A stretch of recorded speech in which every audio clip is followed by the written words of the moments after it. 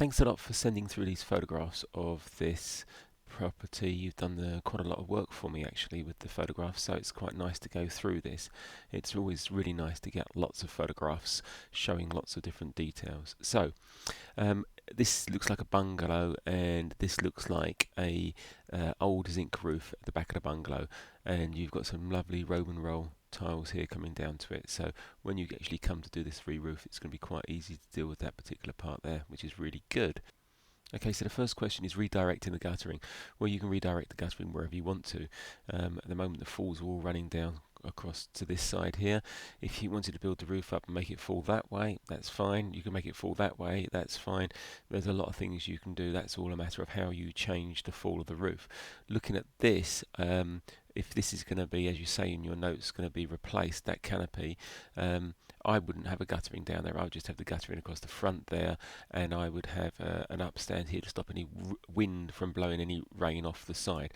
Now remember, this roof is going to be around about 125, that's about 5 inches higher than what it is now. So you're going to have a little bit of an upstand just there. I'll give you a picture. So on this picture you can see the gutter's quite low. You can position the gutter slightly higher if you want to, but that's what it looks like once you've got the rubber and you've got the guttering and everything on. And there's on this particular one, because it's very similar to your extension, on this particular one there's the upstand there which stops the rain from blowing off the edge. And just as a matter of interest, this particular roof, we not only did we put insulation on top of it, but then on top of that we put another board on top of it. I can tell that by these areas here and the way that the fixings are put on it. So this is ready to put solar panels or something like that on the top of this particular roof.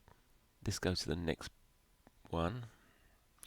Correct, your level of the new roof is going to be up. In fact, I'd say the level of the roof is going to be around about there, but by the time you bring that flashing up, you are going to be up there as well.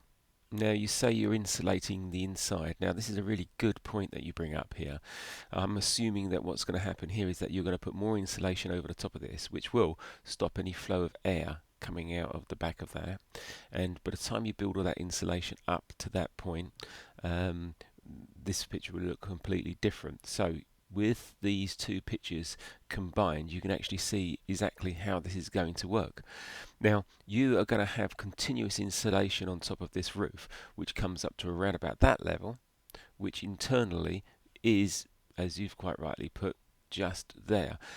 That's great because you're stopping movement of air underneath this area here, and underneath this area here you're keeping the heating. This area between the two joists, one there and so on, all becomes what we call a warm space. It's regardless of whether the ceiling was there or not, that temperature in there is going to be equal to the temperature of the room down below. So any heat that gets up into there has to be stopped coming out. So unusually for loft insulation, normally you have to keep the ventilation at the eaves. This now is not becoming an eaves, and you need to stop this. So personally, I would actually put a solid infill in the end of all of these and foam them all up, then put my loft insulation right up against this at this side, and that's about the best that you can do. You don't want to have any movement of air from inside there out, because with that air you are losing your heat, and also you are moving water vapor in that warm air, which could get into the loft space and could cause condensation at a later stage. Do you need to take this old canopy down before the work starts? Well, there's a lot of work in detailing this edge here. If you're going to take it down, I would take it down. To do a lovely roof on here, good access along this edge and along the front edge is what it's all about, because all the work is actually carried around out on those edges. The main area in the middle is just laying out. We can re-roof vast flat areas. The time is taken doing the detailing around the edges. Again here you're talking about redirecting the guttering. If you're not changing the fall of the roof and you're bringing the water across and back down here, that's just a detail. Not the best detail, but if that's the way you've got to do it, that's the way you've got to do it. That doesn't really cause a problem. So now you show me some internal pictures of the void, and that all looks lovely. What we really can see in there is that you've got no insulation in there, which is what we want.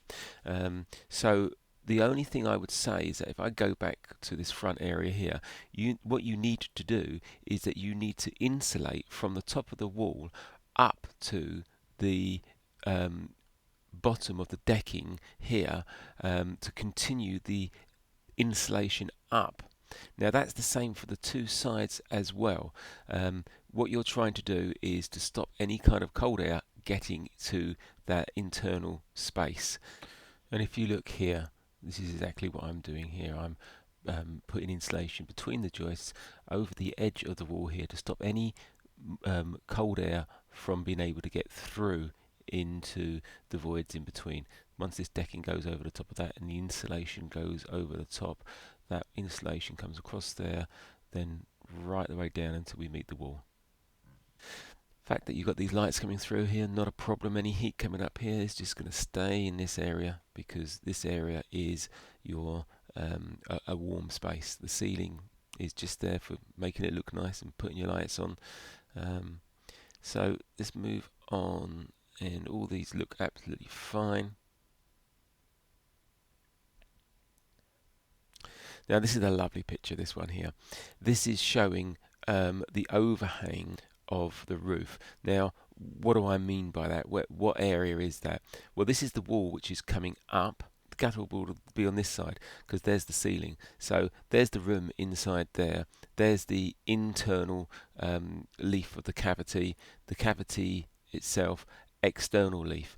Now these timbers are running from front to back and supported at either end, so they've sagged down slightly, and that's why this is dropped down, and that looks like it's going uphill there because that's sitting on a solid wall. It's common, that is the way. So questions here of how do you do this? Taking on top of this that you've got your insulation running right the way across to that point there, you need to insulate at least over that area there. Now that is around about 4 inches just there. You're going to be putting 4 or 5 inches of insulation on the roof. If that's 4 inches there and you fill that from that point and up to there and right away across, then any cold that has to get into this space inside here has got to come through the wall or up through the cavity. So we would personally want to see the cavity here closed as well, and that insulation right over the cavity to that point there. That way you're not going to get any movement of cold air into this. So why would you get cold air in your cavity? Is it vented? Well, that's an interesting question. Are cavities vented? Well, all cavities are vented in some way because of the way that they should have drip holes to get the water out. If you can get the water out, you can get water in there. Generally speaking, they're not ventilated with ventilated bricks, and depends on the age of the building, depends on what's happened in there.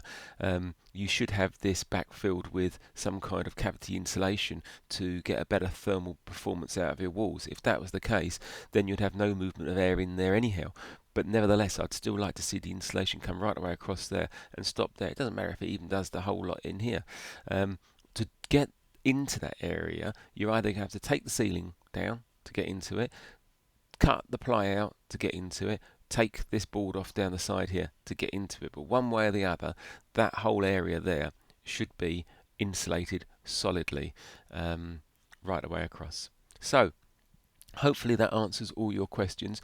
The only other thing I haven't really got into on this is vapor barrier and what insulation and things like that, but I'll do that by email for you because I cover that on many other